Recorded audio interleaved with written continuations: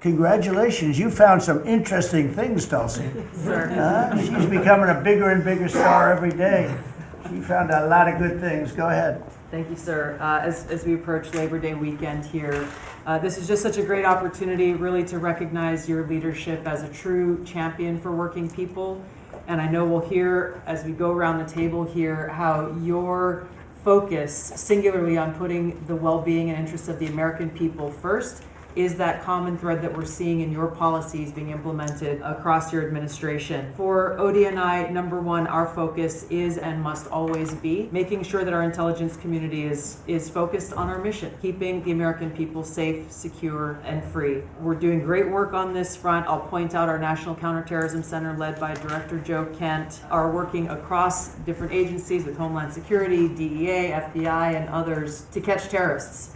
Both those who are trying to come into our country, those who may already be in our country. They are finding the worst of the cartel bosses and making sure that they're not able to continue to wreak havoc and terror in our communities. Secondly, Mr. President, you have charged me with the mission of finding the truth and telling the truth to the American people. And we've exposed some of the worst examples of the weaponization of intelligence in the last several weeks. I will continue down that mission and that path wherever it leads.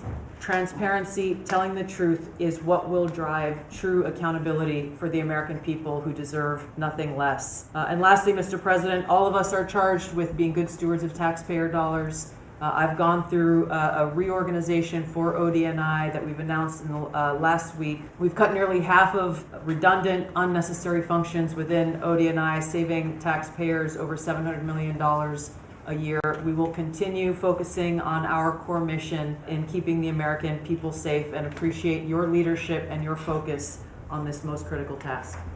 And you've also found many bags of information. I think they call them burn bags. They're supposed to be burned and they didn't get burned, having to do with how corrupt the 2020 election was. And when will that all come out?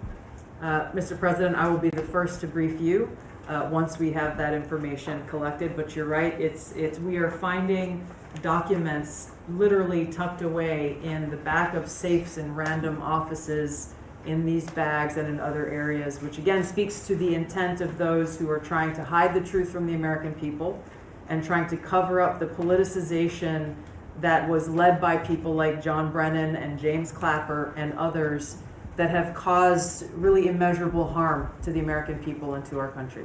Great job. Thank you. We look forward to hearing it. The public looks forward. Thank you very much.